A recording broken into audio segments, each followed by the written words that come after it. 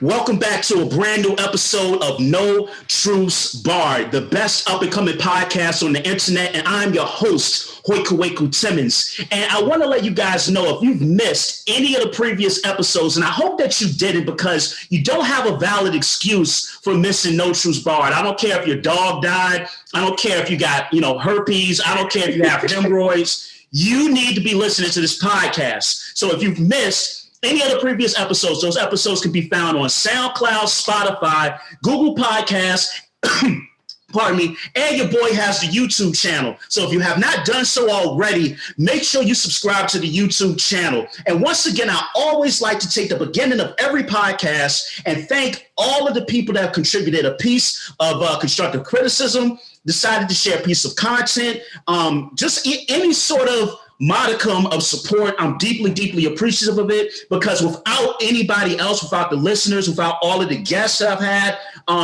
I will not be here and this platform will not be able to grow. So as I continue to expand, I thank you all for your participation as well.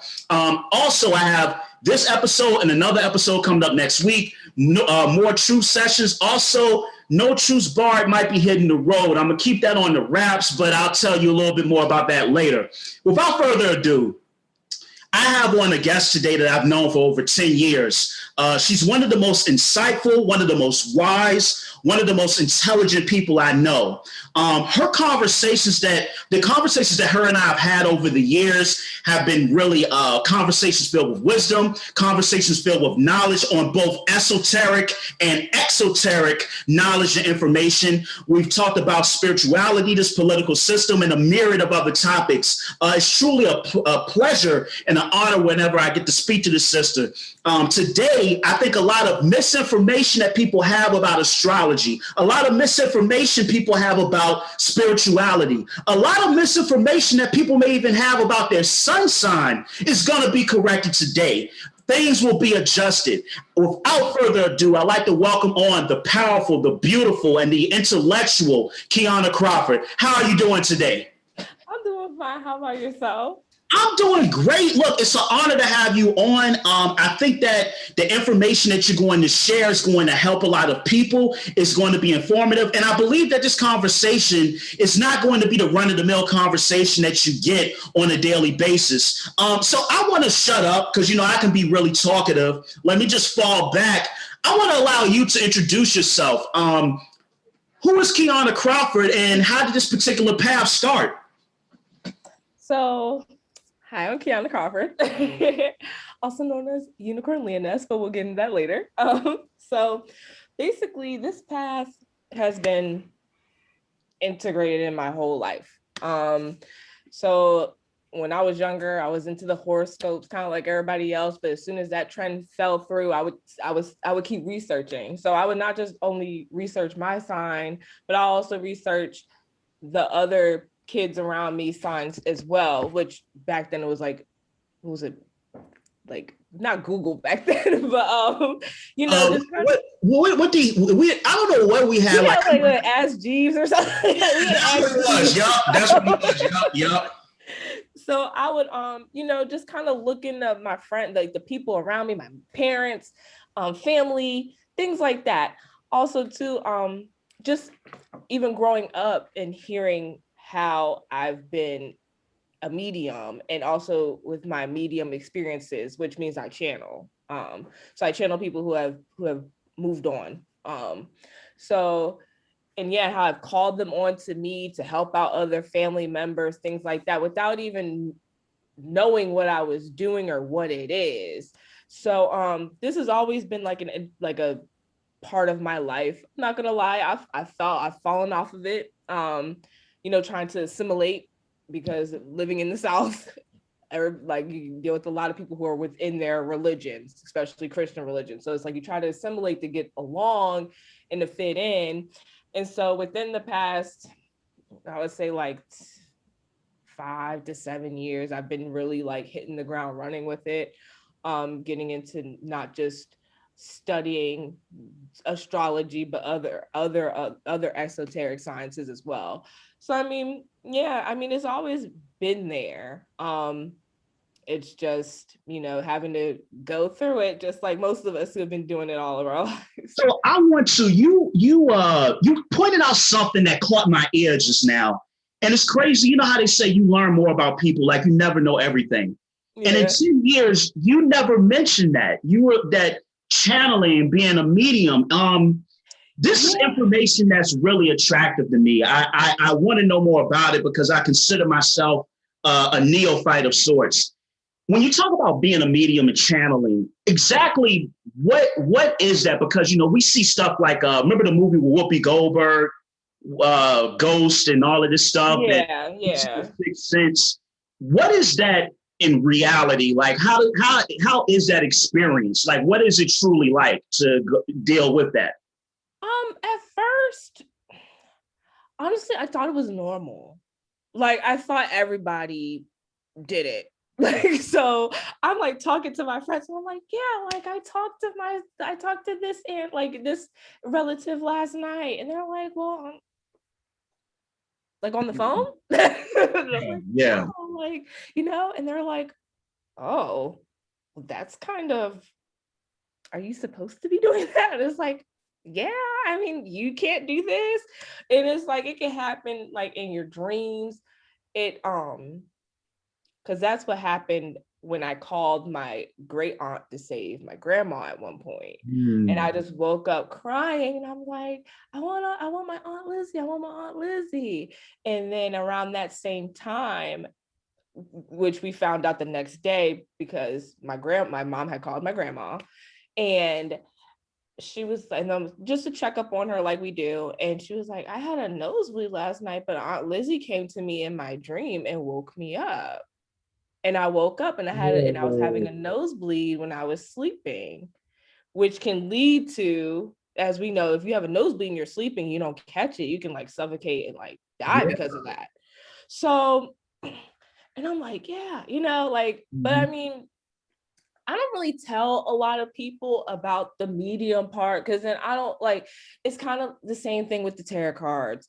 It's like, even though that's my business, I don't want people, well, can you pull my cards? And it's like, I mean, I can, but this isn't, at the same time, this is something that I take seriously. Like, this isn't just like a party trick. I'm not like playing magician, because real stuff can come out during a reading. And I've pulled them out at a party and I literally had to pull a girl into the back because I was like, this is what, I'm not sure if you want this out here, but these are what the cards are saying. And she's like, wow. Yeah, see, that's why I've always had trepidations about having you, do cards for me, because I don't want nobody to know that I'm a drug dealer, and that's how I'm funding all of it. So you're funding the podcast. But to your point, I want to tell, if you don't mind, I want to, I guess maybe tell a quick story, and I want to get your opinion on it, just related to what you just said. So people that may not know this, but my first name is Hoyt, and I'm named after my grandfather. My grandfather, he passed before I was born. And the story that my mother told me is that when my grandfather died, he said that when he was dying, because he died of, I think, of prostate cancer. When he was dying, he was in a hospital bed. They came to visit him one day, and the nurse said, "Hey, your basically my grandmother's, husband, my mom's dad. He said that he's going home today," and they were kind of confused. And he was like, his cousin Fred is coming to get him, and his cousin Fred had died, and they said when they saw him that day, he looked so radiant and glowing, and then he passed the next day. And then they had that happen with another family member. And I've heard about people saying yeah, so-and-so was dying, and they said that another dead relative came to visit them, and they were going to leave with that person. I bring that up because, have you ever heard of that? And if you have, what's your perspective on that happening to those of us that are transitioning over? Yeah, I mean, I've heard of it. Growing up, I used to watch documentaries and stuff like that, on not just, on a plethora of different things, but on this as well. And that's an experience that you'll hear about people when they pass, because the thing is, it's those are the spirit guides. So even while we're living, we have our spirit guides, our spirit team, our tribe, however you'll hear it plenty of different ways. But they're always looking out for us. They're always making sure that we're there, that we're, if we're falling too far on the wrong track, to kind of get us back center. So I mean, that's definitely it. And the thing is too, I like how you brought that up, because I noticed too that a lot more hospitals are kind of bringing in the spiritual aspect of passing away. Oh, Like okay. I seen, like, I forgot what I was in the hospital for. I think it was I think my grandma was in the hospital when she had her heart attack. And I had picked up one of the pamphlets because they were in the ICU. And so I was just reading it, and it was about passing on. It was something told, like, I was led to pick up that pamphlet. And so I'm reading the pamphlet, and they're talking about like how they might experience. It's basically for like us, as to what the person may go through when they go through that transitioning period. And I thought it was really neat, and I wish I would have kept it, but I did not set it back down at the hospital because it was too much for me at that time, because it was like, wasn't sure she was gonna make it. It was Christmas time, a lot of things going on at that time. So I just had left it there, but I wish I would have kept it, because it was such good information in regards to that transitioning process. Mm-hmm. So yeah, I think, there's plenty of different ways that it will come through. And then, like you said, he was radiant, he was ready, I think because we get left behind when it comes to, or we feel like we get left behind when it comes to a family member passing away. And especially in this society, it's such like a bad, like, oh my gosh, like there's the crying and everything like that, the grieving, which I mean, of course, but it's, when you look back, when you look into other traditions, not just African, but like Native and other traditions, when they experience, they celebrate death, because they're like, it's like a, yes, this person made it, they finished their part of this journey, and they're going on to their next one. That's something that should be celebrated and not mourning. Mm-hmm. And not something that we dread is happening. I will personally say that is a program I'm still trying to deprogram myself from. Yeah. I mean, it's tough, especially when you grow up, and then it's like, me being younger, I went to a lot of funerals too when I was younger. Yeah. So it was just like, so it's like, that's all you that's all you really see. Is it's like, But I think a part of that is just like default, like our genetic engineering. Like, we want to pass off genes, and it's like this effort to survive. But then also it's socially engineered, because as you pointed out, a lot of other cultures, not just African, but indigenous native cultures. And, I would argue indigenous European cultures prior to the Roman and Christianization of Western Europe, they would have had a more nature-based religion where you're looking at everything in cycles. And instead of looking at life and death as being like mutually exclusive, you're kind of looking at this cycle that's constantly happening. And I remember I saw this really cool video one time, and it was showing like an environment, like I forgot where it was at. It was like some sort of forest, and they were showing it like on a lapsed camera in real time. And when you were looking at all of the seasons, it looked like the earth was inhaling and exhaling. That's what it looked just like, and when you get into like the Gaian mind, the earth is like a sentient being. But I feel like, and I'm not trying to shoot at anybody's beliefs, but I think a lot of that comes from a kind of Christianized worldview in a way. I think that could be one of the things that makes us look at it that way. But I actually want to come back to that, because I knew this was going to be a dope conversation, because you put a lot out there, but I kind of want to stick to what I wanted to ask you. So I want to kind of go to the astrology point. What I want to ask you initially with astrology, a lot of people can be dismissive. A lot of people can say, I don't really worry about that stuff. It's not a big deal. I don't think it has any sort of impact on me personally. What do you say to people that say, hey, my sun sign, and that's the majority of people know about their sun sign. A lot of people don't even get to the moon and the ascendant signs. What do you say to people that kind of have this condescending, dismissive point of view towards astrology? I mean,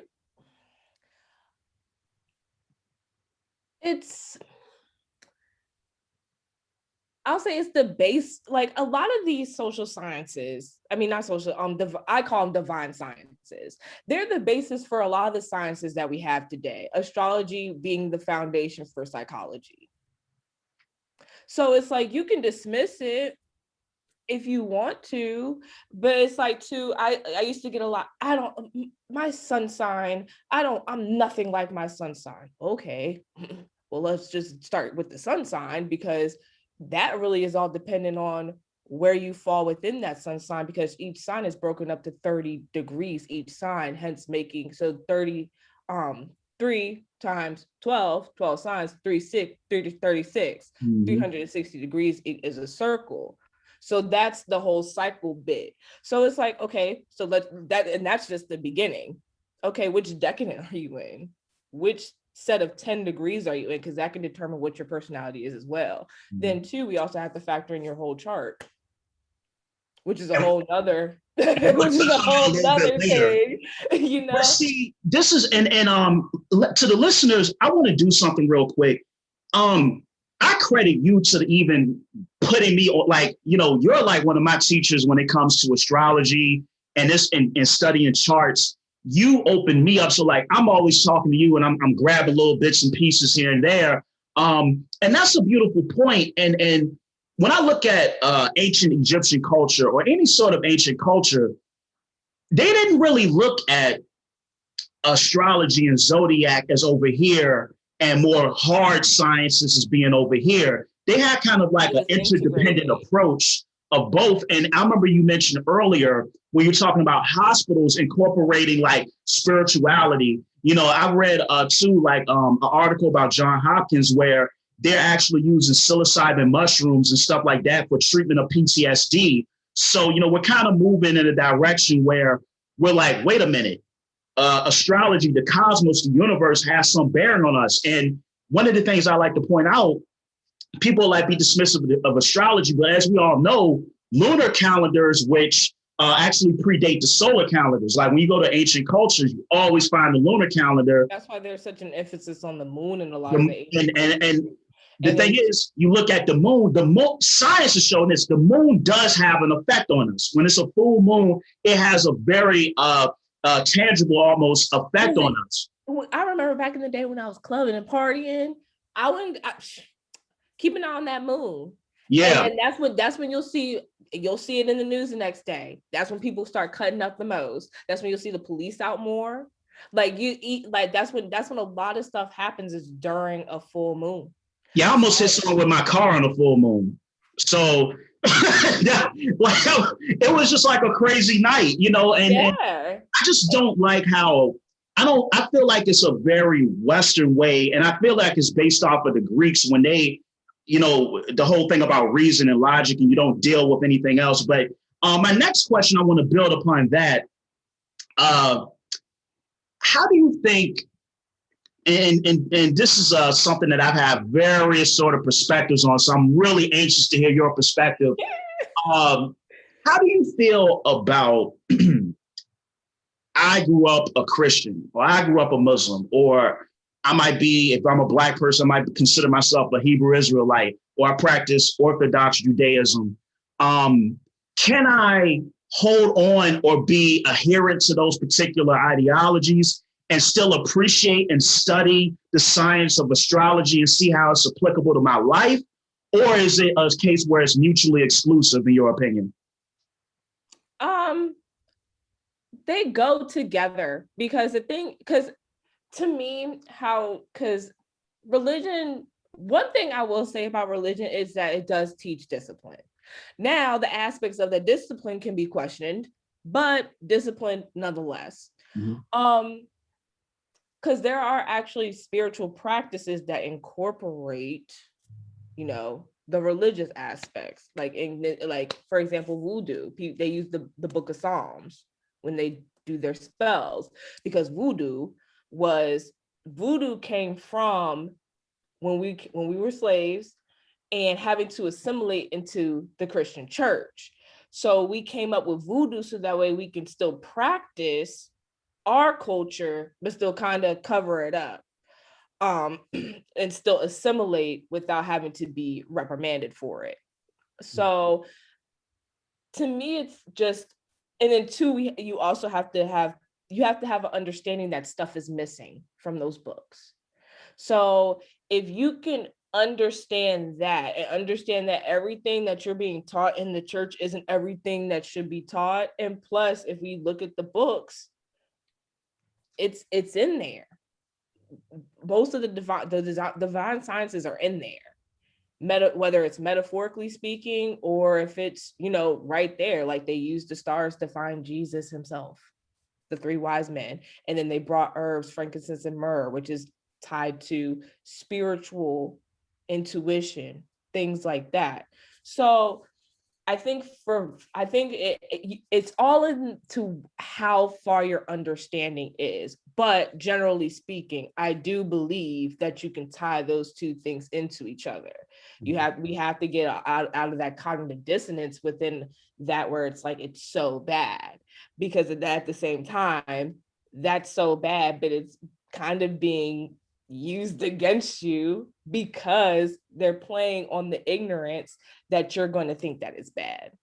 Yeah, and it's beautiful that you mentioned that, because like when you look at things like Santeria and like Cuba, where they amalgamate the Catholic saints with the Orishas, and and another question I kind of want to follow up to the point you just made. To your point, what is the impact of Eurocentrism? Like, for example, we came over here and we brought these belief systems, these sciences, because I like what Dr. Kaba says. He calls science seen. He calls like biology and math and all these things the seen sciences, and he calls like what you and I are talking about the unseen sciences, but it's still a science nonetheless.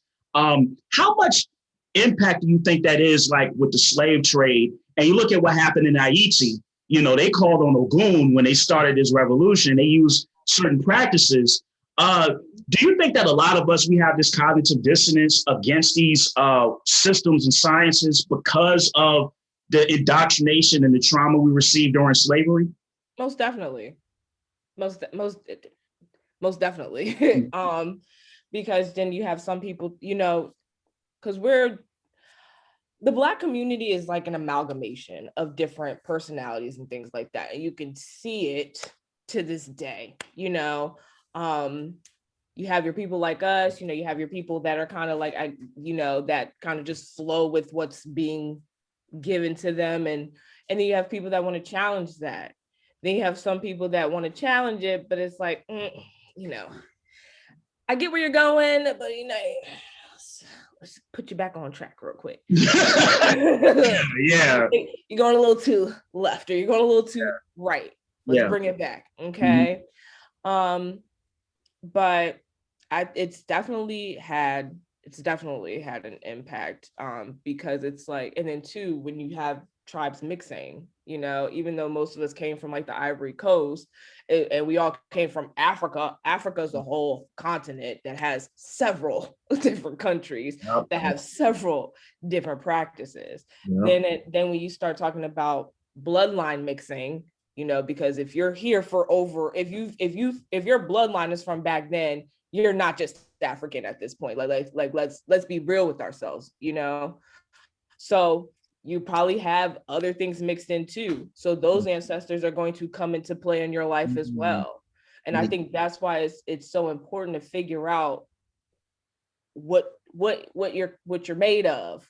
Yeah. So that way you can practice where you feel like you can practice things that are more aligned for you. And I think that's another reason too why people might kind of, because that's not it's probably not your forte. It might not be, but that doesn't mean that another area isn't either. Because I'm not sure if you saw my video. I actually did a live, like, what was it, a couple months ago, about how, like, don't give up just because you can't connect with your tarot cards, because there are plenty other systems of divination that you can do to figure, not just to figure yourself out first and foremost, and then to help people figure themselves out. So Yeah. But to circle back to your question, yes, I do think it played a huge factor, and I think it did because Yeah. And to that particular point, I remember I was a teenager. So, and this is, I'm just talking about myself. I'm gonna keep it a band with you, right? I had that issue in the earlier part of my life. But then as I like became 16, 17, I got exposed to different sorts of information. And so I had a period in my life, like probably from about 17 to like maybe 20, where I was really considering like taking Shahada and becoming a Muslim and all of this stuff. I just really ended like learning all of that stuff. And I never forget this. I still was so ingrained with what I was told growing up in the church, that the Bible is the only book. If you look outside of it, you're going to hell and all of this stuff. And I remember I went to, this was back when Books A Million was open.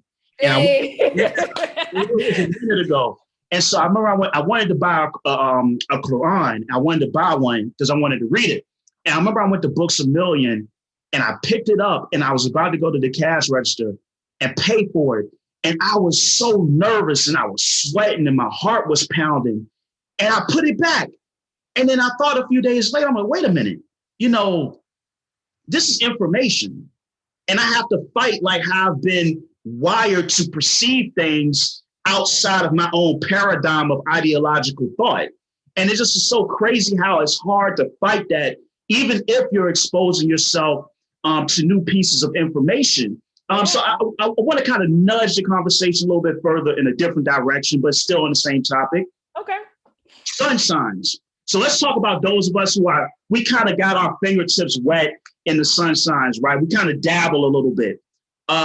Everybody knows their sun sign. You talk Let's hope. Because you'll talk to some people, I don't believe in that. I'm told this, and I'm like, when's your birthday? Like that. Okay, I assume that everybody knows, but if you talk to people that know, they're like, oh, I'm a Sagittarius, so we don't do this, or I'm a Taurus, so we do this, or I'm a Virgo or an Aquarius, or whatever it is, right? And this is how I am.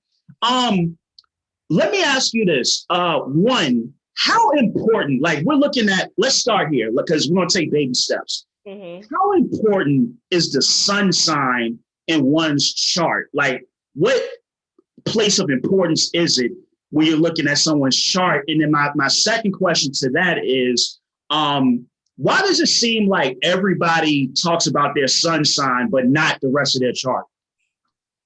Well, I'm gonna answer that second because they don't know the rest of their chart.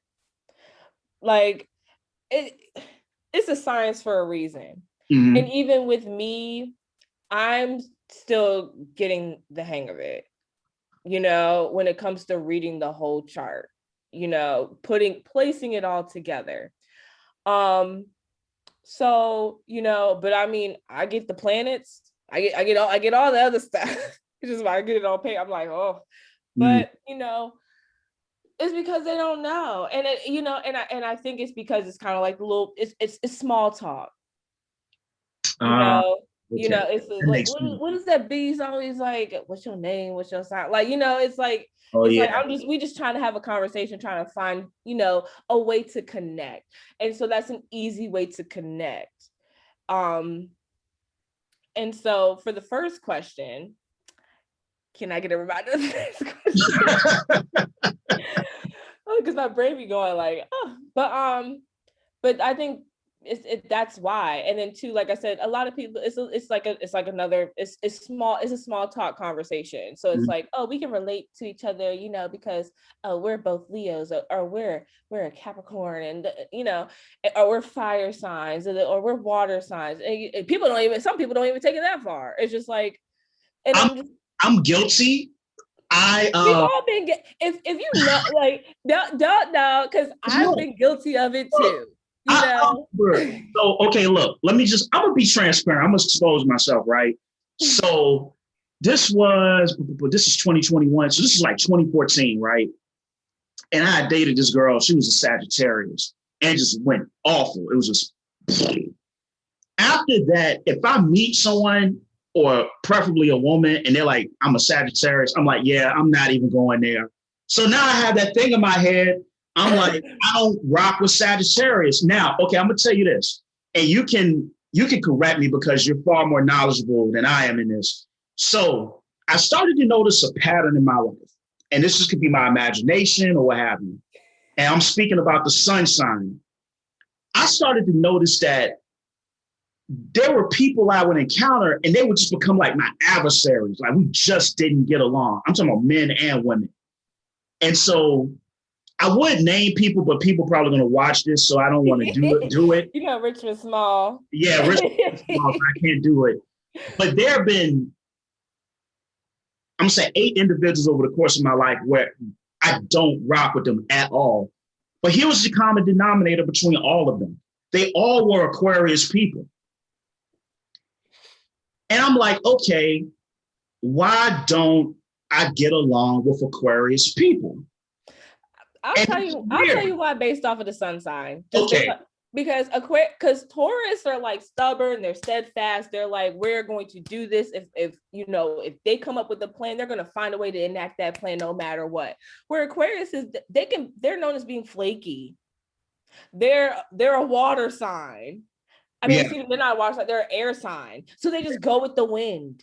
They're the water bearer. That's why a lot of people get those confused. As you see, sometimes I'm like, no, they're the air sign, Kiana. But they just go with the wind, and they're just like, and so it's like when you have somebody like that, we have somebody that's so steadfast up against somebody who can be so flaky.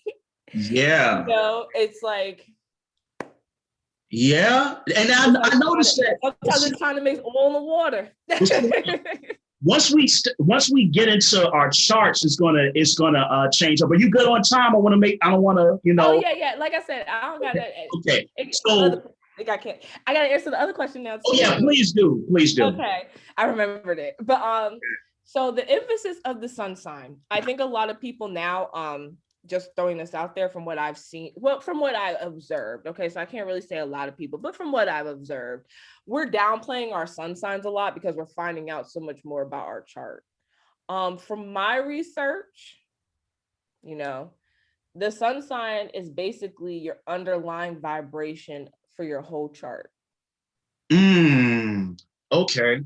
Never heard. In the words of the famous philosopher Meek Mill, there's levels to this. Like, levels to this beat. Okay. Not sure we're allowed to cuss on here, but and so from what I've researched, your sun sign is so everything else that lines up with your chart, your sun sign is the underlying vibration of your whole chart. So then too, it's like, so that is there, you're gonna have that sort of influence throughout your whole chart, no matter what your other placements are. So I believe the sun sign is important still. I think it will remain important because, like I said, other people are trying to downplay. Like from what I've noticed too, what the trend is because everybody's like, oh, what's your big 3? Your sun, moon, rising, or ascendant, same thing. And everybody's like, oh, well, so everybody's trying to kind of focus more on the rising sign because that's more so of your core. Because I'm not sure if you heard the reference to the 3 masks, where it's like you have your mask that you show the world, you have your mask that you show your friends, family, things like that, and then you have your final mask, which is the one that only you know about. So it's like it would be like the sun is what you show the world, your moon is what you show your family, friends, things, people close people that are close to you, and then your rising would be you. Okay, like the one that you know about, like your secrets, all that stuff, which I'm like, the moon covers secrets, but that's how people look at it. But so, and sometimes I've seen it flipped between the moon and the rising sign. So I think a lot of people now are like, they're getting into it and they're like, oh, well, no, your sun sign's still pretty important because I mean that's your vibe. Like that's just how it is. That's your vibe for everything. So I want to get into, because once again, are you comfortable sharing your sun, moon, and ascendant sign? Yeah, I guess they don't know my charts. All right. So Before we get into that, I want to ask you a quick question because it's on my mind and I don't want to forget it. What's your opinion on people that talk about cusps? Like, is that a real thing? Like, to be a cusp? Like, what's your opinion on that? And for those of you that don't know, I'm listen. She's the teacher in this, but from what I know, like for example, with me, I'm born April 22nd, right? So people would say that I might fall into the Aries Taurus cusp, and then there's like a Taurus Gemini cusp, allegedly. But I would like to ask you, what's your opinion on that? Is there any validity in your opinion? This is where people might cut me off, but the arguments that I've seen, so this is the thing with the cusp signs, because as I spoke earlier with the decadence, and so it's like 0 to 29, which is 30 degrees. Because that 0 is included as like 1, so it's 30 degrees.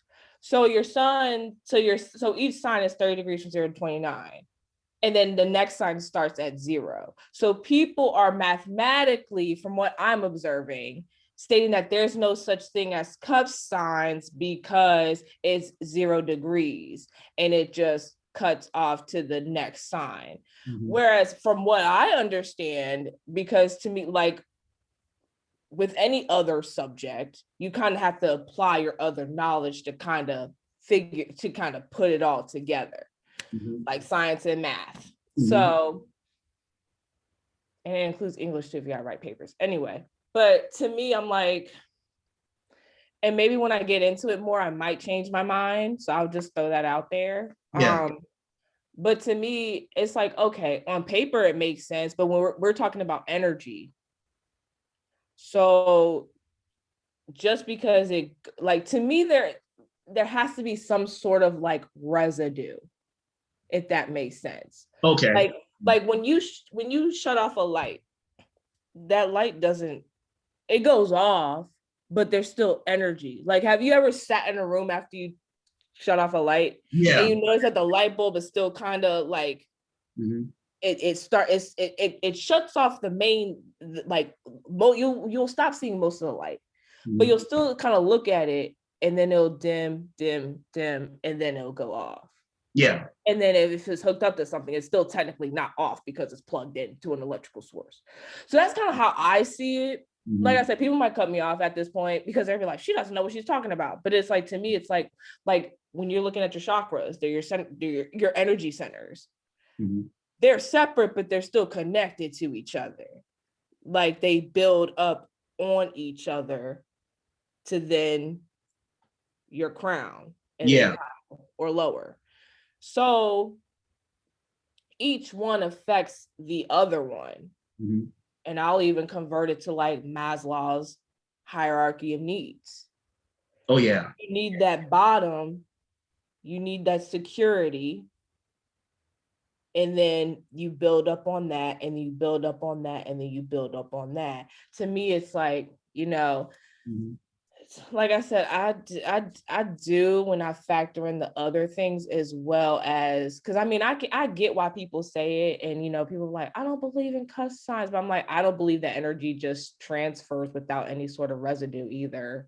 Yeah, we have to remember that it's like, it's not just numbers, even though you use the numbers to figure it out, but you're dealing with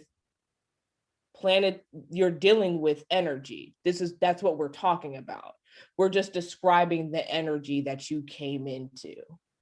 Yeah. So, and to that particular point, for example, my brother's a Taurus as well. But then you pointed out the decons earlier, and we're talking about the cusp signs. And you look at myself and my brother, we're just so radically different, but yet mm-hmm. we both fall under the Taurus umbrella. So what we're about to get into next can explain a little bit of those differences. So the segue into a piece of our natal charts. We're not going to the whole thing, because then you're going to try to figure me out and see what my sauce is. I can't put it all out there. So I'll go first, and I kind of, and what we're going to do in this particular segment of the podcast, we're just going to talk about our sun sign, our moon sign, our ascendant sign, and what we feel is the personal effects on our personality, and then we'll kind of build on that. So I'll go first. because I put myself out there. This was my idea. She didn't want to do it. No, I'm playing. But so as I already told you guys, my sun sign is Taurus. So I'm born April 22nd.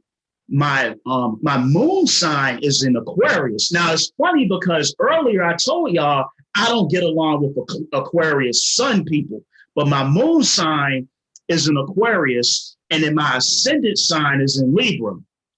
So for me, let me just kind of be honest. So as far as being Taurus, so if you know about Taurus, it's like we're really dependable, we're loyal, we can be really stubborn.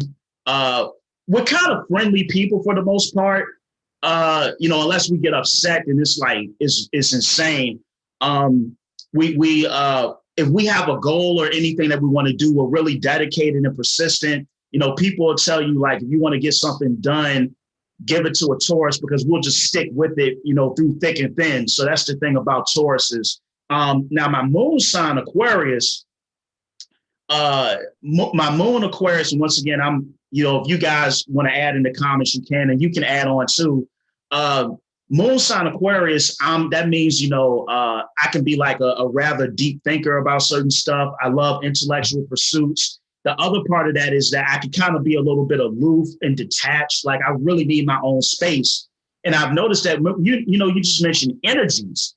And I noticed, I don't know what this is. You might could explain it. When it might be why all them Aquariuses were showing up in your life to get you in touch with your emotions, because that's what the moon rules intuition, emotions, things like that. That's probably why all them Aquariuses were showing up. Okay, see, this is why. Okay, but with that particular point, the other part of it is when I'm around people too much, I feel like spiritually overwhelmed, and it's like I need my space to kind of decompress a little bit.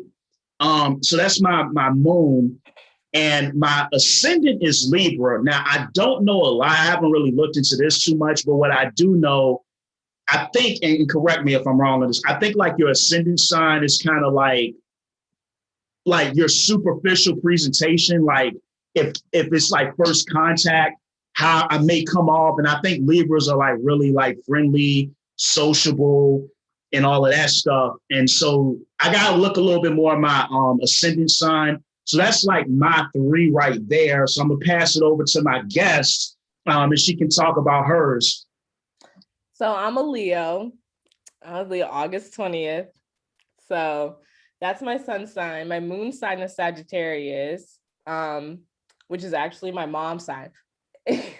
Wow. Okay. Yeah.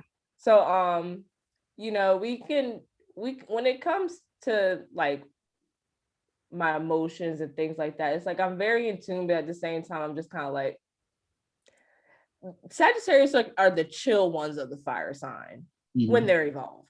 So it's like, I'm just kind of like, yeah, it is what it is. Like, yeah, they'll believe it or they won't, whatever, who cares, like, but at the same time, it's like when they're passionate about something, they go for it too, just like the rest of the sun sign. I mean, the rest of the fire signs is just in the how they go about it. Yeah. My rising sign is a Capricorn, which is my dad's sign. Okay. Wait, so that's, hold on. Okay. Wait, something just hit me crazy just now. Okay, hold on. Okay, what is your moon? Your moon sign is Sagittarius, right? Mm-hmm. And your mom, her sun sign is in Sagittarius. Mm-hmm. My moon sign is Aquarius, and my mom's sun sign is Aquarius. Does that happen that way, or I don't know? That's crazy. I haven't analyzed enough charts myself to note that. Wow. Usually, what is it? I think it's like Jupiter. Is it like Jupiter or Venus? I can't remember off the top of my head. One of those rules your relationship with your parents, and Saturn rules your relationship with like your father or like the more dominant parent in your life. Mm-hmm. So that's one of the aspects of that. But I haven't analyzed enough charts to be able to tell. I just know that's a little like, about my chart. It's like, oh, okay, that's easy. That's how I'm able to remember it. Cause I'm like, my mom's my moon, which is ironic. Well, because La Luna, the moon represents feminine energy. Yeah. So I was like, okay, so my mom's my moon sign and my dad's my rising sign, um, Crazy. which is a Capricorn. So I'm Capricorn rising. Yeah. So it's like Capricorn is ruled by Saturn. They're most them and Jupiter, but I think Saturn gets more of the rep for it. I think they're a little bit more harsh than Jupiter is, which actually rules Sagittarius. So but they're about tradition, they're about values. They can also cover like religion and stuff, ironically. So but yeah, they're really stern. So it's like I think a lot of people, and so when you said earlier, like you think your rising sign is what shows people, is what you show people, is your sun sign is usually what people will kind of see. Okay, got it. You can, I have kind of noticed like when people are a little bit more involved, they can emit more of their rising sign energy. But yeah, like Capricorns for the most part don't play. Like they just know, like no. Like my Leo and my Sagittarius come and save me from my Capricorn a lot. I will also, I'm not gonna say everything, but I will say my chart is kind of Cap heavy. So I have a little bit more Capricorn and it's really earth sign heavy. Wow. So yeah. I'll reveal this. What surprised me is that I had a lot of Mercury in my chart, and that kind of in my. Well, I mean, it makes sense. Yeah, so I had that. Then I had Mercury rules intellect and communication, so it makes sense. Okay, so I got it. So I'm not as dumb as I thought. But no. But so I want to I don't mean to spring this on you. Uh-oh. Come on now, Hoyt. I didn't really do this to you, but I feel like, and listen, if you're not comfortable sharing, or if you want to do a vague overview, you can. But you told me recently about a powerful experience that involved past lives. Could you past life regression reading? Yeah. Can you give people, like I said, whatever you feel comfortable with sharing, you can. Yeah. I just to kind of give people an overview of that experience and exactly what it's called, because I found it profound, and I might have to link with you a little bit later on because I might want to experience the same. But go ahead and tell the listeners about that. Okay, so I got a past life regression reading from Astro Einstein. I'm not sure if any of you guys know about him. Because he's gotten pretty big since I've, he was doing it, but I mean now he's like, he books like this. So, I was happy to get my reading when I did. But so basically what happened was that I got hypnotized. Very professional. I learned a lot about hypnotism myself. Basically it's like you're like in a trance-like state, it's kind of like, from how I would describe it, it's like you're literally at that point, like right before you go to sleep, like you're still aware of what's going on, but it's like you're in a trance. But then at the same time, it's not like how you see it on TV where they're like quack like a duck and you're just like quack quack quack, it's not like yeah, indeed. Yeah, so the experience was very enlightening. It was very calming. It confirmed a lot of things that I had been feeling within myself, but I couldn't really like get it out there. And I honestly, like, if you do plan on investing in your spiritual journey, because, and we can talk about this, you will have to invest in it. Are we talking about like I'm gonna have to spend money? Yeah. Free. And we'll talk about that. Huh? I don't want to pay. Why can't it be free? Why can't it be free? Do you have a problem paying for Jordans? Do you have a problem paying for the materialistic stuff? Very true. Very true. You shouldn't have a problem. You shouldn't have a problem with me tapping into my energy to tap into your energy to help you out to get your life on track.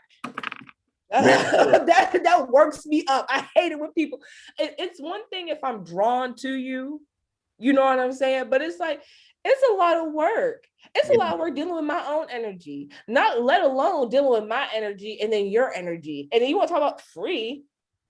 That's what I mean. That's why that's part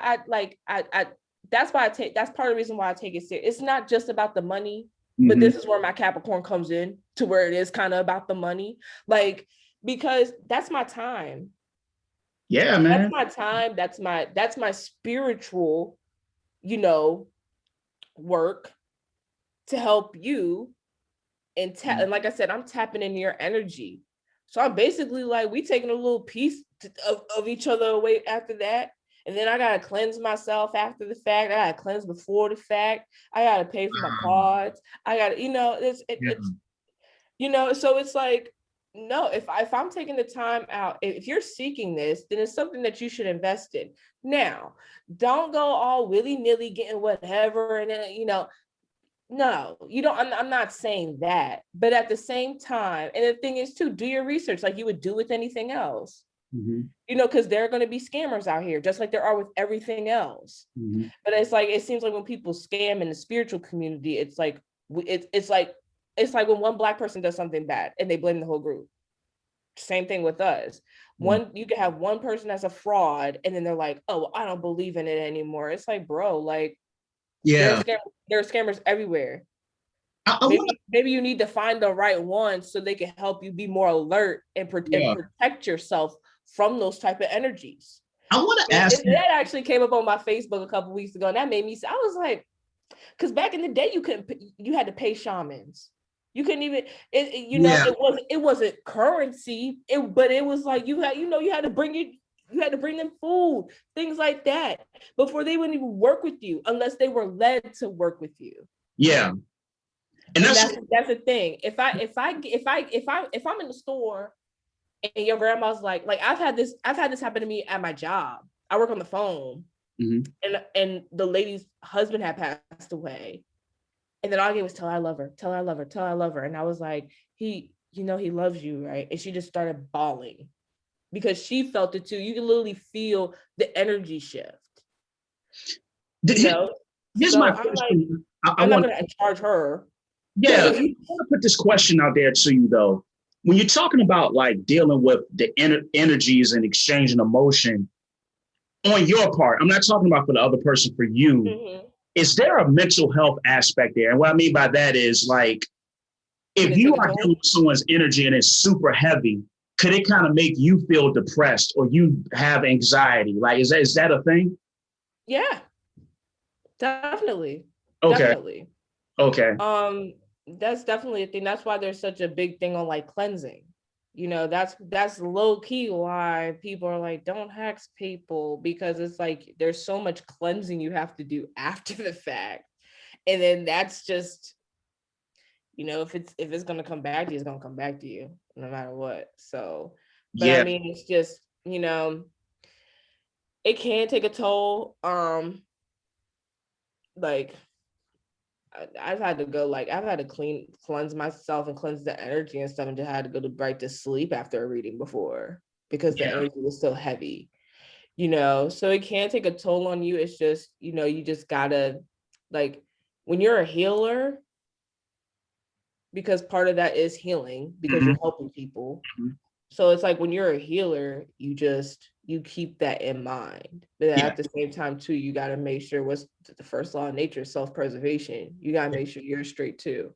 But, I mean, it definitely can take a toll, especially if you're like tapping into multiple people's energies and because you'll have a lot of people, I'm seeing it, because it's becoming the cool thing to do. You're tapping into everybody's energies. You're not cleansing properly for yourself. You're not cleansing. You're just tapping in, and then you're carrying it around with you. And then you get to the point where it's like, is this even mine? Yeah. I would think that would have to be a factor because, even with, when you talk to people that are like psychiatrists and therapists, a lot of times they are impacted, by the emotions that people bring to them. So I would assume what you're doing is like on a far deeper level. So you would also encounter that sort of energy. So I want to kind of shift again a little bit. I want to get into tarot. Help me with that. You said it right the first time, tarot. Okay, so tarot cards. What kind of started you to want to learn that? And then my follow-up question to that is, what's the process like? And I'm not even talking about the process of doing a reading. It's more like the process of your mindset, because you may have to reveal some uncomfortable truths to people during these readings. So one, what inspired you? What made you want to really learn that particular science? And then two, what is your prep like before you even start to read someone's cards? All right. So for the first question, as far as how I got started, it goes back to when I was younger. Once again, okay. Oddly enough, I would just take a regular card deck and I would just look at them. Like I would just look at the deck. And so this ties into Cartomacy, which tarot is based off of. That's also, so basically it's just reading a regular. Wait a minute. You can't throw that giant word out there. I'll get there. So how do we pronounce that? Cartomacy. Cartomacy. Mm-hmm. So that's when you read a regular deck of cards. Okay. And that was also something that we did back in slavery times, because, you know, we could act like we were playing cards, but we were actually reading people. So that was another way we were able to hide. So Cartomacy is just reading a regular playing card deck. And of course that dates back to the ancients as well. Just like playing card decks. So as long as they've been around, just like you read dominoes, throwing that out there too. But you can read dominoes, you can read. Okay, I've never heard it. Okay, damn. Okay. Like what you play with? Mm-hmm. Whoa. Okay. Another way, you can read mahjong tiles. Okay. Oh, damn. All right. And that's when, like, when I started learning more and realizing how, because I used to play mahjong all the time, like growing up, like on the computer. That was my jam. Yeah. Mahjong, a little space pinball thing, but in solitaire. Those were all my jams. But I used to just look at cards, like playing decks, and just look at the designs and I used to do like stuff like that. And then I got older and I'm like, oh, tarot cards. And I started, you know, kind of looking into the history, especially when I found out that the artist for the Rider-Waite tarot deck, that the one that most people start off with, and that just about is that most popular, like, based upon deck, the artist was a Black woman, Pamela Coleman Smith.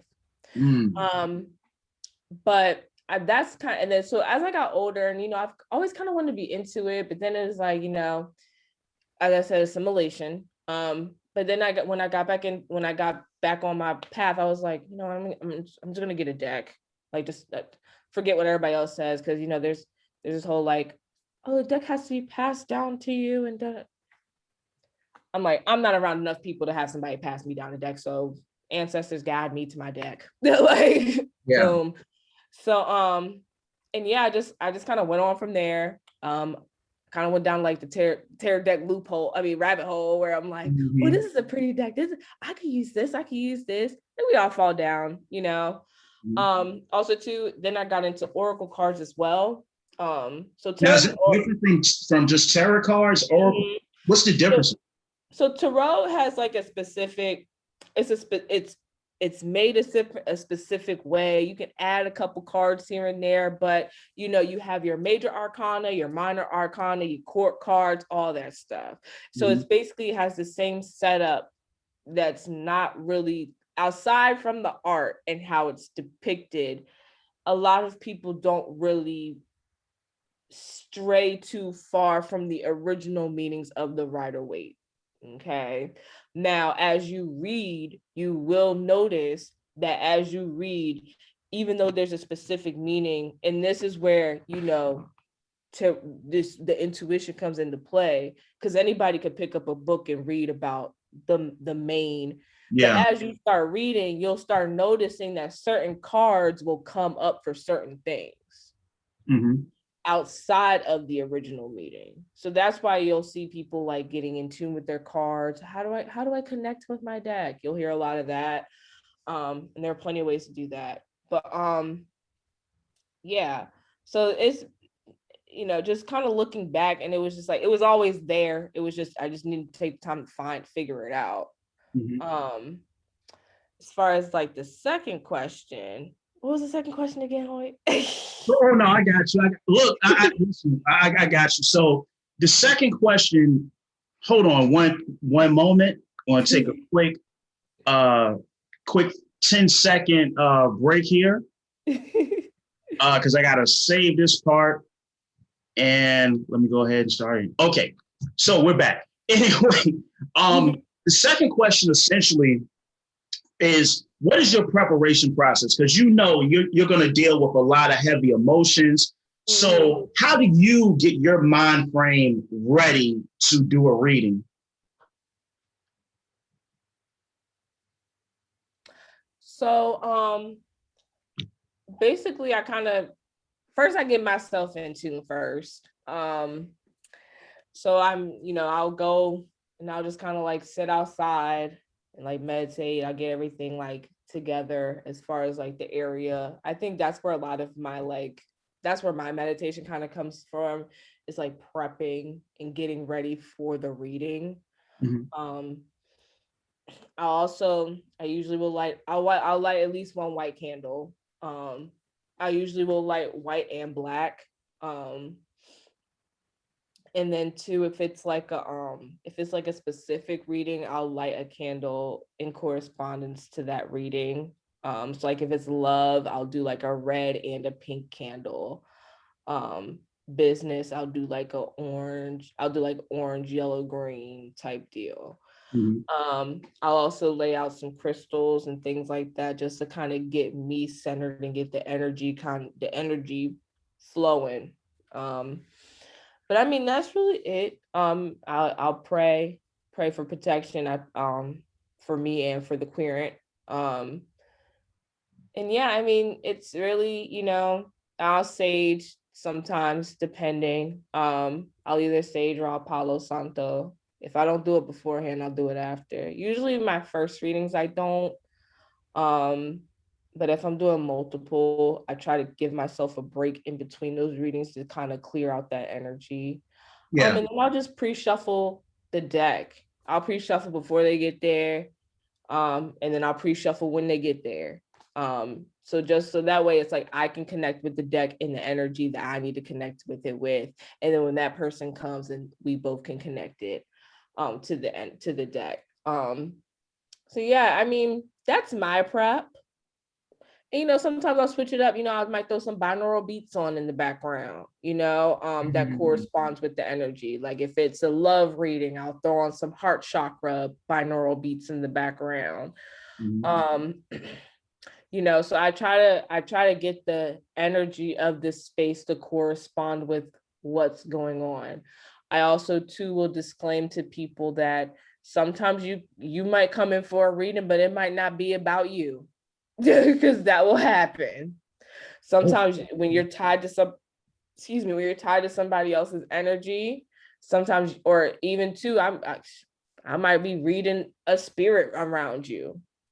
So that's something that people have to consider when they're getting readings too, that might not always correlate exactly with them. You might be reading an energy that's near them as well. Okay. I have so many. Listen, I'm not gonna hold you too long because I know you gotta go and all that stuff. I'm gonna keep holding you, but because we just went over the hour mark. I'm not sure, but okay. First question first. Are there, there's a duality with everything. You have a light, you have a dark. What I want to ask you, for the people that's going to listen to this episode when it comes out, and they may be interested in getting into some of these spiritual practices. Are there any is there any things they should avoid? Like, for example, people that might want to get into a Ouija board or something like that, or are there any practices that you would advise people, or anything you would tell people, hey, that's not something you should tamper with, in your opinion? I wouldn't do a Ouija board because I'm like, I don't really need a Ouija board, but there are certain rules to a Ouija board. You know what I'm saying? Like when you're using the Ouija board, you gotta make sure you say bye to the spirits and stuff like that. But at the same time, you don't know who you're really channeling because there are some tricky spirits out there. Oh my God. You know, so it's like that's not something that I would deal with. I remember they tried to pull out a Ouija board at a sleepover, and I was like, if you don't put that back, I'm getting my mom a call. I'm calling my mom and she's coming to pick me up. I don't play that. It was in middle school. Yeah. And I was like, because you don't know who you're bringing in. It feels like that's how every horror movie starts. And yeah, and I mean, it's not even, but I mean, granted, like there are people who use Ouija boards and they're fine. Mm-hmm. So it's like, you know, I can't really knock anything. There's just certain things that I wouldn't do personally, but I can't knock the next person for doing it because that might be that's their form of divination. Theirs might be the Ouija board. Yeah. So I mean, I can't knock it. And who knows? I'm saying this now, and who knows? I might add that to my list at the, you know what I'm saying, at the end of all this. So I mean, I'm just gonna say what I would tell people is that follow advice, but then follow yourself as well. You know, you'll know. And like what I've been referencing a lot to my childhood, because that's where a lot of this stuff came into fruition that was at my childhood. I just didn't have the knowledge of what was going on at the time. I was just being a kid, you know, but that's when you're most vulnerable. And I don't mean this in a bad way, but that's when you're most vulnerable to spirits. You're first up until you're about 7 years old, because you got to think you just came out of the womb. Yeah. Which is, you know, that's, you basically like got brought back to life. If we're talking about reincarnation and things like that, you got brought back to life. So that's your closest time outside of death to being to the spirit realm. Wow. Coming through your portal. Do you, okay, all right. My next question, because this is so interesting. So my next question is, and I was going to ask this, you talked about sometimes if you do a reading, it may not even be about you. It could be about the energy around you. Is there things as human beings, you know, we're trapped in this like corporeal body, you know, flesh, all this thing, this vehicle that we move around this planet in that we call a body. This is what we're in, right? Are there things that we do that attract energy to like maybe attach to us, in your opinion? Or it just maybe happen just unbeknownst to us? That's a kind of, in the spiritual aspect, that's kind of a loaded question. Okay. Because there's so many other things that like can factor into that. Because it could be your spirit guides, you know, so that's a thing. It could be something that you did from a past life that's that's coming back to haunt you, you know, as people like to, you know, or even it could be just like I think more so than not, it's a spirit guide. Mm-hmm. But I will say that because of that innocence, you still are more prone to have negative spirits attached to you if you don't know what's, you know, if you don't take the proper precautions. And not even just spiritually speaking, you know, like Christianity could be helping you, you know what I'm saying? Your religion that you practice could be helping you, because the thing is, we're all on different paths. Like, this is beyond this shell that we chose to be in. This is like your soul's journey. So you're here under the conditions that your soul felt like it needed, that your soul knew it needed to be under, so that way you would grow. We tend to forget that when we get into this meat suit and we start living this thing called life. Yeah. And I mean, honestly too, like, it's gonna sound like kind of, you know, but I mean, a lot of it's in the kids' movies, especially Disney. Like Disney's amazing at like putting like soul for existence. Like, I didn't see that. It was good. It was good. I was like, oh snap. Like the way that they, especially if you're more spiritually inclined and you're able to pick up on the little Easter eggs and things like that. I was like, oh, that's cute how they did that. Oh, yep, oh, look at it, And one thing that they did depict, it's usually somebody that you would never expect to be like kind of up there. Like this meat suit doesn't determine what, and even this life usually won't determine how you rank spiritually, because a lot of the people that we might be, oh, they're cuckoo, but Yeah. they cuckoo because they up there. So it's like that, they're up there in the spirit realm and they're coming to help, they're coming to help out the collective. Wow. Again. So it's like, yeah, they might seem cuckoo, but 9 times out of 10, if this was back in the day, they'd be a shaman and they'd be led to who they felt like was next, who they sensed was next in line to take their place. That's like a totally different worldview. It just kind of goes against what we've been indoctrinated with here in the West. I feel like it's such a alien perspective to how we were raised. So I want to do this. I want you to touch on soul contracts. And then, before we jump off of here, we got to get into a little bit of drama. I want to ask your opinion on the Derek Jackson situation. Oh, Lord. That publicity stunt. Yeah, I want to get into that a little bit. Maybe talk about your boy Kevin Samuels a little bit before we get up off here. And then I want you to talk as well. So I'm gonna try to have you out of here within 20 minutes. I don't want to keep. That's fine. We good.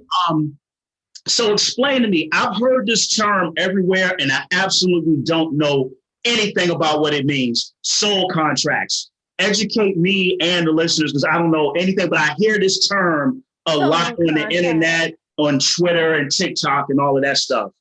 So your soul contract is basically the conditions that you decide to come up into this realm before you get here. That's literally it. Because when I had my past life regression, I kind of like, you not only delve into a past life, but you also meet up with your spirit team. And they tell you like, this is how many lives you've been here. This is how many gifts you're having, so are supposed to tap in this lifetime. Like, so you can kind of get it geared towards certain things, but I just got a general one. No, I didn't record it because it was my business, but because I think that's kind of the reason why there's a lot of, because everybody's like, oh, we can go live and do it, but it's like, to me, it's like there's certain aspects of your journey that, you share with the people around you. Like, let's, but I mean, if you want to go live, they go live, you know what I'm saying? And I'm not knocking it, but I didn't record. You ain't gonna find it nowhere, because that it was my first one. That's my business. But but yeah, like, and that's where the responsibility and accountability comes into play. Because it's like, once you wake up, I hate that term, but for lack of a better term, I can't stand it. But you have like, it's like once you get to a certain point, there's no ignoring it. Mm-hmm. Like, this is what you came here for. This is what you told yourself you were going to do. And I mean, you have people out here who don't agree with it and things like that. But I'm like, I mean, if you want to write, like, that's their path. To me, I'm like, I have what I'm supposed to be doing, and I'm gonna do it. Yeah. Now too, like every contract, there's the fine print. Oh, okay. or the stuff that you don't remember until later, which I'm pretty sure I haven't remembered everything at this point. I'm only 30. So, we have our whole lives ahead of us. But, I'm, like you said, there's a lot of not just misinformation. Well, it's misinformation. It's a lot of like skewedness going on, because we have so many people kind of hopping on and things like that. And it's like, yeah, it sounds good and it resonates with me. So I'm not everything that, just because you can doesn't mean you should. That's kind of been that's been like my thing for this. That's kind of like my theme, I guess, for the year. Cause I'm like, okay, yeah, you can, but should you? Because I feel like there's a lot of, what's the word? frivolity, for a lot of frivolousness going on, because everybody comes over here like there are no rules, we can just do it. There are still universal laws like that we go by. You know what I'm saying? That rule the universe. Yeah. So, kind of like as above, so below. Yeah. Ignorance is no excuse. Do you breaking the law. Oh wow. So let me ask you, would it be a good idea, and this might be kind of common sense, but I'm gonna ask it anyway. Would it be a good idea? Okay, we're thank God, the universe, we're all alive at the moment, doing what we do. Ashe, ashe. Ashe. Should we make sure, because you said something when you were making some points, you were talking about when I was asking you about the energy, and you were saying, hey, it could be a lot of different things. It could be something that you did in a past life, right? We're talking about the concept of reincarnation. Should we make sure that right now we're doing, I guess, benevolent things to our neighbors and family and friends and for ourselves to possibly sow good seeds that may come in a later life, if that makes sense? Yeah, but the thing is too, it's the intent, because the thing is what you might think is good for somebody might not be good for them. So you always have to go in with that intent, but not just to set yourself up for the next life. Is it like, do you really want to do this? You know what I'm saying? Like, yeah, it might get you in trouble, or it might be fun right now, but it's like, should you really, like, do you really want to? Like, do you feel it in your soul that you feel like you either want, need, or have to? Okay. And if it's a want, you know what I'm saying? Like, we really have to start evaluating our wants more strictly, because it's like, a lot of people want to do stuff, but just because you can doesn't mean you should. And that's part of that discipline, and I think that's another thing too, that people, they come over here thinking that it's so willy-nilly, and that it takes a lot of discipline, because it's on you now. Yeah, you can't blame your pastor, you can't blame anybody else but yourself. Wow. And this is for most things, like, this isn't factoring in, I'm not saying that, like, because I don't want anybody to, well, what about people who are abused or no, okay? We're just talking about just basic accountability for your own actions. That's it. I'm not talking about what other people are doing and other people infringing themselves onto you in a way. No, I'm not talking about that. So I just want to throw that disclaimer out here, because I know it's going to, I'm not saying, I'm not victim blaming or anything like that. We don't want to do that here. Good, because I'm like, I don't want that to be misconstrued in any form or fashion. But it takes a lot of discipline, because it's like you have nobody to blame but yourself for your own growth. Essentially, like, to make what I just said a lot more like basic, I was just saying to not be an asshole to people. Oh, yeah. I mean, you should just, but then too, sometimes what's best for somebody is to be an asshole to them. Very true. Sometimes people don't, because you have people out here, they don't understand nice. They don't get nice. So sometimes you do have to be a little bit of an asshole, or in my case, or a bitch to them, and it's like, and then because I know me personally, I will let you know. I'll be like, that's the truth, though. It's the truth. I'm Kiana's turning into Kiki right now. Okay. You gotta calm down. This is something I had a conversation with. So I'm not going to go into details, but it was an issue with business, right? And this was like maybe 2 or 3 months ago. And I got a friend of mine's opinion on this. And this friend told me, you should not, if you feel this is happening, you should find a more sophisticated way to respond. Like, take the moral high ground. You have to find a more sophisticated. You are one of the most sophisticated speakers I know. Like, it was like, but no, he was like, because it was something that happened, and I just didn't. I didn't know to respond to it in like a crazy way, or to just be like, I'm gonna fall back and not say nothing about it, right? And he was like, hey, you got to take the moral high ground. And I told him, it reminded me of what you just said. I said, how come in this life you have people? All right, know what you about to say. You have people that can be ruthless, they can be conniving, backstabbing, they can be assholes, they can be bullies, and everybody's cool with them being that way. But as soon as good people stand up and they're like, I don't want to take this crap anymore, then people tell the good people, no, you need to take the moral high ground. You got to be the bigger person. But they tell the people that are assholes, they don't ever come to them and hold their feet to the fire. And but hold them accountable for their behavior. Yeah. Man, that's why I did that, because sometimes when they go low, I was posted about this the other day. When they go low, you got to go to hell sometimes, because that's the only way they're gonna get it. Like that. I like, you know, but not all the time. Yeah. But it's like sometimes it gets to a point though, and that's where the duality comes into play. I'm not gonna be all love and light. I'm not gonna be like that all the time. Yeah.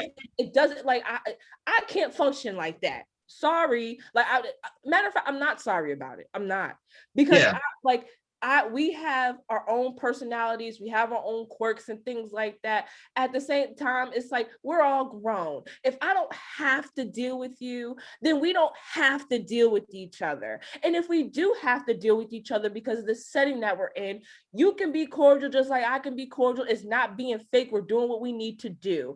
And I'm kind of like, I'm kind of over the whole, like, oh, if you're nice, oh, if you don't mess with them, that needs to be saved for disrespect. Yeah. If somebody disrespects you and then you let them know and they continue to disrespect you, okay, yeah. But like I said, if we're at work, like, if I don't like my coworker, that doesn't, unless, and sometimes energies just don't mesh. Like, it doesn't even have to be that they're doing something in particularly wrong to you. Sometimes energies just don't mesh. They just don't go together. Sometimes you're just gonna not like people or not vibe with them because you're not supposed to. I gotta jump into that. Why is that not okay? Like, if you talk to people like, they want everybody to like them. Yeah, sometimes your energy is repellent to me. I can't be around you. Exactly. That's the thing. Or too, like, we can't work in this type of relationship. Like, for example, like, where you'll date somebody and then y'all might have messed around, had sex, and then y'all figured out, like, and not because it was trash, right? But it's just like, we're not vibing. We probably would be better off as friends. But here's or better off, or two, like, a lot of people kind of try to find, like, it's like everything in regards to relationships, not everything, but we're so inclined to romantic relationships and not understand that there are other types of relationships that you can cultivate. And that's okay too. That person might not be meant to be your friend, but they might be a great business partner. Yeah, I think what I was extrapolating from what you're saying is that it's so many different ways that people can link, because I think of the concept when people say soulmates, right? Can you have like a business soulmate? So the thing is, for a long time, there's been a misconception about soulmates, where it's like, this is one person that you're supposed to be with for your life. And no, like, your mom could be your soulmate. And you can have multiple soulmates, because soulmates is basically it's like your soul tribe. Whoa. They're the people that incarnated in this time along with you. They might be older, they might be younger. But a soulmate is not always a romantic relationship. Yeah. Wow. And it's like, that's more on the twin flame side, where it's like, okay, but then a twin flame might be a romantic relationship that doesn't last for forever. Like, we got to stop thinking that everything lasts for forever. They just might be here to help you, or like just about everybody else. They're here to help you on your path, and that's it. They might be there to show you the ugly side of, if you keep doing what you're doing, you might end up like me. That might be your twin flame. That might be a twin flame relationship, and it could also be a soulmate relationship. But it's like, your soulmates are going to be more to help you out. Your twin flame might show you your ugly side, and that you might not like. So I'm gonna say this, and we're in a culture where you got to be careful what you say, because like, everybody want to be liked. Yeah, like everybody, oh, you have to like me. Like, no, like, what happened to respect? Like, what, like, the famous, let me quote the Khalees. She said, "You may not like me, but you will respect me." Those are not mutually exclusive. I don't have to like you to respect what you're doing. And like, respect how you might have went about. Like, dang, I mean, and we can do business together, but not be friends. Like, but this is the point I was going to make, and it's talking to a soulmate thing, right? But before I mention this, let me say this is strictly in a heterosexual context, because dudes like, yo, you got to say pause, man. Say pause. But I'm gonna tell you this. People will talk to me now, and people will be like, "Hey, you're pretty knowledgeable on different things and whatnot." And one of the people that came into my life is a guy I consider like my big brother, my brother Stephen Henry, Stephen Salkju. He changed his name. I haven't seen this guy in like about 8 years. I think him and his wife moved to Canada, right? But I mention him because I was said that, and what I'm about to say, if you're listening to this and you consider yourself a friend of mine, please don't take what I'm about to say the wrong way. That man is probably the closest thing I ever had to a brother that was not related to me. And I haven't seen this brother in about 8-9 years. And I say this, I love this dude. Like, that's my brother. He's like family to me. And meeting that brother changed my life. And he was like, with that pause thing. Yeah, and like I said, being around that, like he just was like a role model to me, because he was so brilliant, so knowledgeable, intelligent. He dated beautiful women and just was like always dressed fly and all of this stuff, right? And he just impacted me so much to where it made me want to expand my scholarship. And I already was on the path when I met this brother, but he kind of accelerated me, if you will. And it just ties to the thing. I believe, man, like, that's my brother. Like, he's one of the human beings. My other friend, Melvin Craig, too, Ramses. And the thing, they're probably a part. They're probably, from what I understand, they updated probably soulmates to soul tribes. But like, they're probably a part of your soul tribe. Like, this probably isn't the first time that y'all have experienced life together. You know what I'm saying? It's like that brother. Like, I love him like I love my own blood brother. Like, and I think that you can meet people in life that just impact you in a non-romantic way. Like, I'll give you another example. So we both know my homegirl Luana is like family. Luana. Like she's like, I haven't, and I never had anything romantic, but it's just like, it's just like she feels like a sister that we're not blood related. I don't know how. It's kind of like I look at her like. I felt that vibe like when we met, when y'all were doing when y'all were teaching like the tutoring session for like the government or something like that. Yeah. And I felt that from you guys. I was like, they're really close, but I never felt like any sort of like, it was never like, it was more like a brother sister type close. Yeah, and it's not like on some fake shit. It was like, no, like you could feel that like y'all had chemistry that I needed to encounter. You know what I mean? Yeah, like y'all had chemistry, and that goes for more than romantic relationships. Yeah, y'all have that. Y'all always had that, and I was just like, they're just so cool. Yeah, and I was like, they're just so cool, and they're so smart. I was like, I don't even know what to say.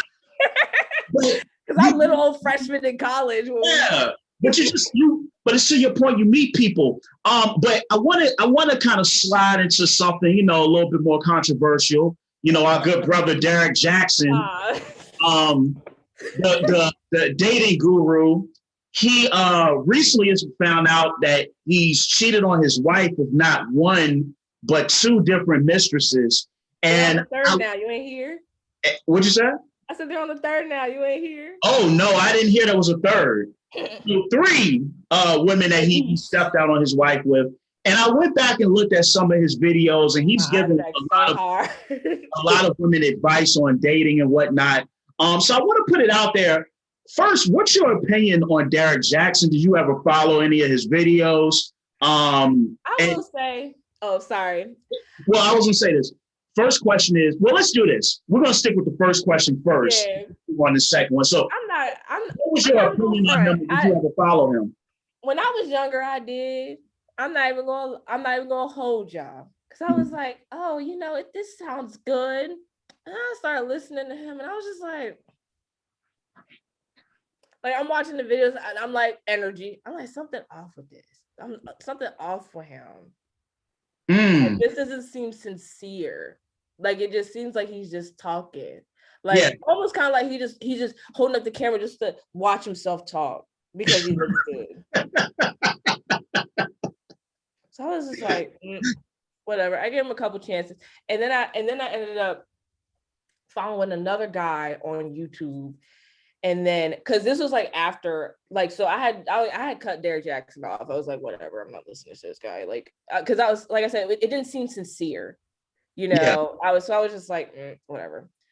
So, and I honestly didn't really like if he popped up, I'm like, oh, okay, you know, and I listen, and then I would do that, and I'm like, but I couldn't get with it. But and then I ended up following somebody else on YouTube who was you know, kind of just like not really on a relationship guru type deal, but on some, like, you know, he would say stuff to uplift Black women and Black men, but then he'd also, you know, kind of call them out and call each side on their BS, which I love. I love seeing somebody, especially, you know, I love seeing Black people, you know, kind of calling up, because we're not beyond reproach. Despite everything that's happened, you're still not beyond reproach.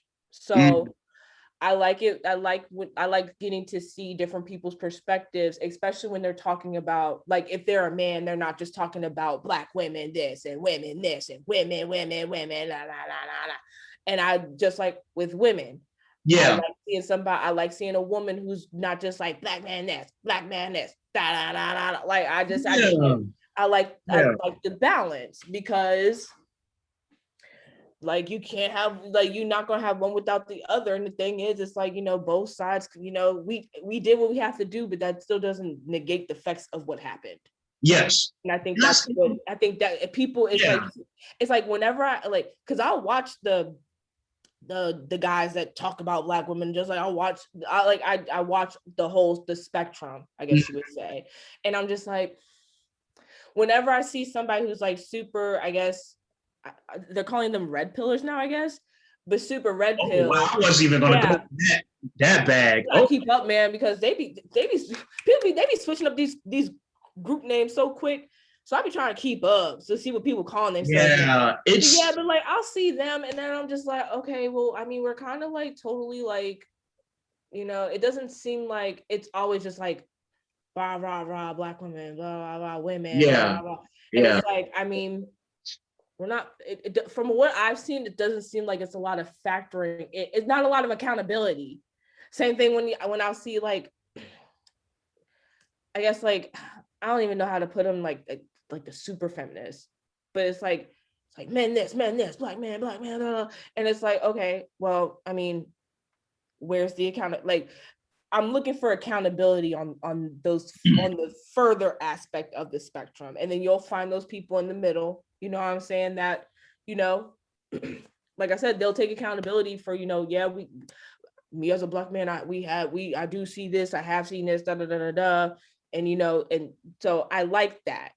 I wasn't, so that's why I started following that. Like, I started watching the other guy. I think his name was Angel, and then like it popped up one day, and it was like Derek Jackson exposed. And then it was showing like how he's like, basically, if anybody says, like, especially women, if they say anything like against him, like he's like super rude, and like Derek Jackson? Yeah.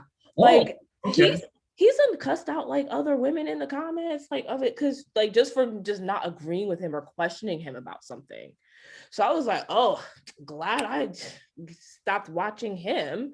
See, to me, it just seemed like a lot of pandering. Like I just And felt that's like all it was. He was just it was his pandering. hustle. It's his hustle. This is how he makes his money. He's gonna say things to you that you want to hear. Now, does he practice those things that he's telling? Obviously not. No. I mean, so and then I thought he was older for what, I don't know why, but I thought he was older. Just I guess the way that he presented himself, I thought he was older. No, he's like a year older than me.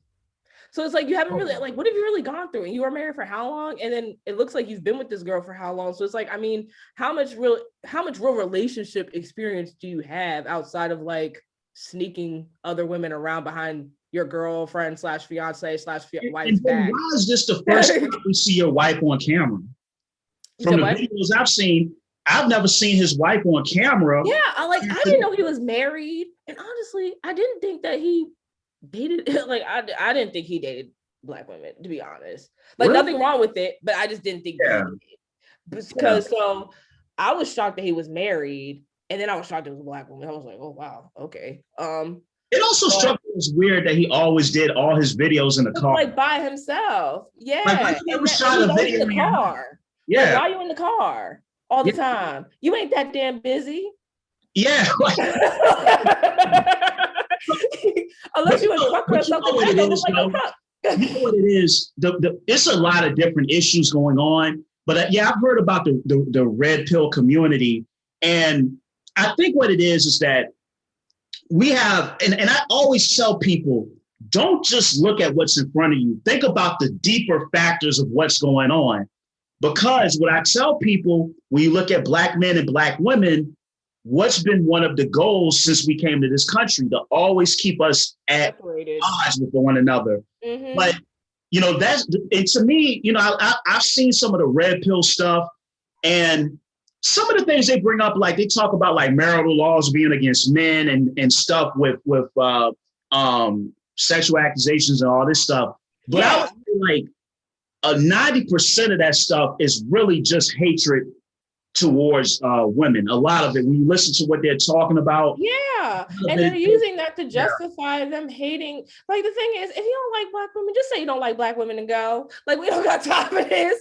I don't got time for the videos and all this. Like, just say that. If you don't want to take accountability for your part in bringing, and the same thing goes for women too. If you don't want to take accountability for that, then just say that. But then at this point, a lot of the people who are like super on the other sides, they already got their comeuppance off of this, and now they got to keep it going, whether they continue to believe it or not. Yeah, it's their bread and butter now, and this is why I tell people, these, like, people don't understand. These guys that have like 100,000 subscribers and all of this stuff, they're making like 15 grand a month, maybe more, off of these YouTube channels, you know? So this is how they make their money. Now, another part of that, I want to get your opinion on this esteemed gentleman by the name of Kevin Samuels. You know, what's your opinion on the information and the videos that he's put out there? Please. So Kevin, and I've thrown my shots out there on Facebook about him. But I mean, upon further research, you know, because if it's gonna be out there, you gotta make sure you look on both sides. Mm-hmm. I actually was watching some other YouTubers, Abba and Preach. I'm not sure if you heard of them. Yeah, I have. Yeah. Yeah, and so they actually had an interview with Kevin Samuels on there. And I was just like, okay, you know, he's making some good points. And then they, you know, I've seen a couple of clips that they actually played on there where it's like, you know, he be getting on the guys too. Yeah, I saw him. He be firm with them too, just like he be firm with the women. So I mean, I think it's just people don't like his delivery. I think that's what it is. He's really brash. He's harsh, but it's like at the same time, what did we say earlier? Sometimes you got to be an asshole to people, and he's like, he's that asshole sometimes, you know, and you know, because I mean, two, we have to kind of acknowledge the fact too that like these people are calling him. He's not calling them. He's not calling them. Yeah. So I remember one dude, I saw a video clip. It was a guy that had called him. I think I might know which way. Go ahead. Oh boy, he was like, all right, you don't have a job, you fat, you don't have a big dick. Why does a woman was just like, yo? I was like, son, he was just flaming this cat, yo. Yeah, like, I mean, I'm not gonna lie at first, like, because like I have my daughter and everything. And he was like, we be talking about the single, you're a single mom, like that. I was a little tight, like, dang, like, I mean, I'm in a relationship. I'm like, dang, like, what if I wasn't? You know what I'm saying? Like, oh, man, I took it personal because I was like, dang, like, he's kind of low key, like, talking to me, like, so I took it a little personal.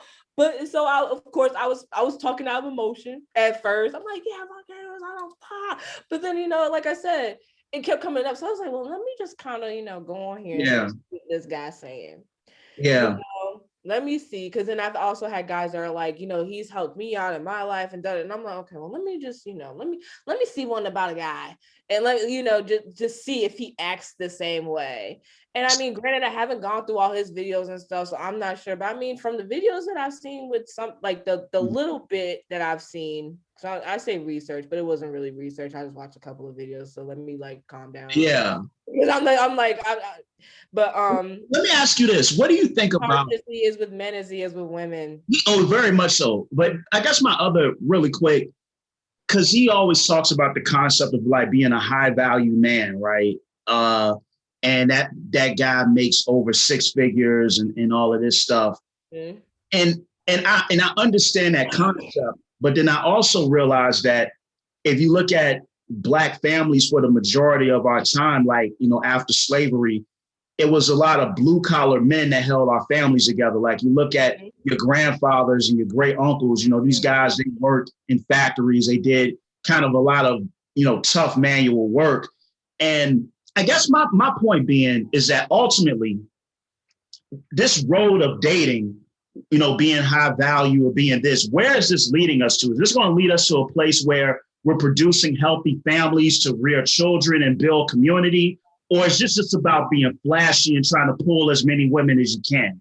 I just wonder what the ultimate goal of this is, I know I'm trying to achieve high valueness because I want generational wealth for my family. Like it's not about being flat for me, and granted, like if I'm making the money like that, I am going to have nice things. Mm-hmm.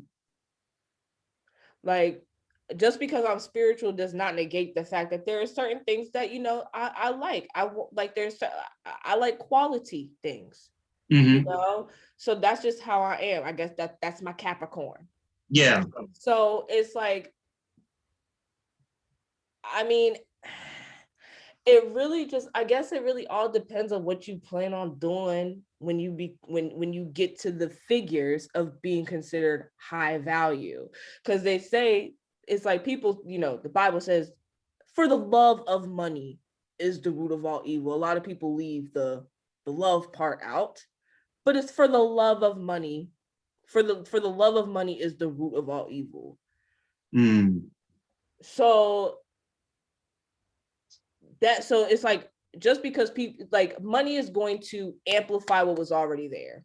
That's all it's going to do. It's just going to amplify what was already there. So if you were a good person before you got money, 9 times out of 10 you're going to be a good person after you get it. If you were shiesty before you got money or became rich, wealthy, whatever, you're probably going to be shiesty after you get some more, because you're going to be able to have more money to cover it up. So it's like, I think at this point, I think a lot of people really need to sit back and reevaluate and get out in nature. Men and women need to get out in nature, get in that sun, get in that moon, and really just get back to themselves, because it's just a lot of turmoil, a lot of spewing out opinions. It's just, and it's like opinions are like assholes. Everybody has one. And then and a lot of people are too, we've become really good at making our opinions sound like facts. Yeah. And I think a lot of times if you have a large enough platform, you kind of, your opinion kind of can't become that to people. You know, for me, like I look at, like, this is the way I look at wealth. I look at wealth as, how do I provide opportunity for myself and family that was not there previously? I look at it for freedom. You know, I look at autonomy. My thing is, my ultimate goal with this podcast, I want to monetize this. That's one of my things. I want to monetize this. I have a business that I'm launching in 2022. All of these things. You chat about that, okay? Yeah, I'm keeping that under wraps, but all of these things I'm doing is that because I want to monetize this and I want to have different sources of income. And my thing is this. If or when I'm going to speak it, when I do have children, I decided to have them, they're going to have resources at their disposal that I didn't have. And I'm going to do that through my work. Yes, and that's sweat and blood, you know? That's what we're supposed to do. Yeah. We're supposed to create a better life for our offspring. Yeah. If you decide to have offspring. Yeah. And then two, want a better life. Even if you decide I never want kids, you get yourself snipped, twisted, whatever. Create a better life for yourself. Yep. Want a better life for yourself. Yep. But even that comes with a lot, because it's like you have people that don't feel like they deserve a better life. And they think that money is going to fix that. No, money is just going to have you surrounded by more crap, but you're still going to feel like crap. To me, I feel like the better life comes from your mind frame. It comes from having positive energy around, if you can find your soul tribe, you know, that'll definitely help as well. And then you'll have the money. And this is something I want to say really quick. And then I want you to talk about, you know, your products that you have really quick. But I remember at my job now, it was a lady that retired, and she was at my job for a minute. And I bumped into her in one of the break rooms, and we talked for about 25, 30 minutes. And you know what the whole conversation was about? What? Whole conversation was her saying how I wish I didn't stay here this long. I wish I had done this, because she worked at this place for like 42 years. Mm-hmm. And she was like, if I could go back, I would have relocated. I would have traveled here. I would have done this. I would have done that. And I took that to mean, in addition to everything else, please do not take life for granted. We are not immortal. We are not going to have days forever. We're not going to have our youth forever. So it behooves us to follow our passions and our dreams. I know that's cliche. I know everybody says that shit, but you don't want to be in that position where you have to look back and you have like a plethora of regret. So with that being said, I want to get into really quick. I want you to just talk about like your products that you're putting out there. I saw that you had some up earlier, and go about that. And then like what else you got working on, and we'll close out. Okay, so I do tarot readings, Unicorn Leoness. But also I'm currently in the works of starting a product line. So I'm starting out with like shea butters, soaps, and candles, and spell candles. And I'll do spell candles, and I'll just do regular candles, you know, smell goods. And also jewelry. So I'm gonna be doing like resin art and stuff, jewelry stands, things like that. So I actually just got all my stuff back at where I'm staying at. And yeah, so I'm actually just unpacking and unboxing, and I'm going to be going through like the whole trial and error. I plan on I'm doing a little bit of market research. So I'm going to create the products after I go through the testing and everything like that. And then I'm gonna have people try out the products and, you know, give me feedback so I can put out the best quality product out here for people. And then so there's that. That's the current project that I'm working on. Also too, I'm still kind of like in the works of working on the tarot deck. But I wanted to do something. I wanted to create something that is like, you know, I can do now, because the tarot deck is going to take a while because doing the art myself at this point. And it's a tarot deck is 78 cards, 78. So it's 78 cards. So I'm having to come up with concepts and designs and draw 78 cards. So that's going to be a little while. But I mean, I do have plenty of things in the works. The product line, I'm shooting, the goal for the product line to be released will be the fall time. Okay. So if everything goes according to plan, I'll be having the product line. I also plan on taking some more classes, taking some classes just to help kind of delve into the other sciences and things like that. Like, cause I have a pretty good solid foundation. And I just want to expand on that. And I haven't really found too much content outside of like the reading and things like that. But I think me personally, I learn in the class environment because I'm able to ask questions and things like that. It's like when I'm self-teaching, it's like if I have a question, I'm like, well, who do I ask? Like, where do I go? So I think being able to have that support in learning is very important. But yeah, I mean, not much. Hey, that sounds like a lot to me. And also tell the people where they can follow you. If they want to follow you on your social media outlets, where can they follow you? All right. So on Facebook, you can look up Unicorn Leoness, like Leo, like Lioness, but with Leo, LLC. And then on Instagram, it's unicorn.leoness.llc. That's it right now. And two, I do plan on starting to make my own YouTube videos and things like that. A possible podcast too. Okay. There you go. Whoop, whoop. Okay. Got a lot of things in the works. Okay. We got to get this going. Look, you got to just push it and let me know if you need some input, as well. And we going. So I'm here. But listen, I want to say again, any guest that takes time out of their schedule to come on, I appreciate it. So I don't take anybody's time for granted, because you could be anywhere in the world tonight, but you decided to be here. And that's so cliche. Remember people used to say that on rap songs back in the day? Yes. Okay. Oh, I forgot. Just a simpler time. I want to do a quick game and then get up out of here. Okay. This is a this or that. Okay. You ready? Okay. You got to choose one or the other. Okay. All right. Okay, ready? Ready. Chipotle or Qdoba? How much money do I have? No, I'm just kidding.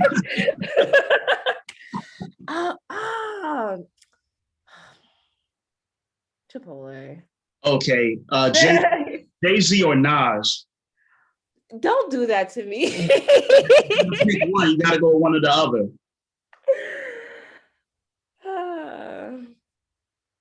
Oh, good.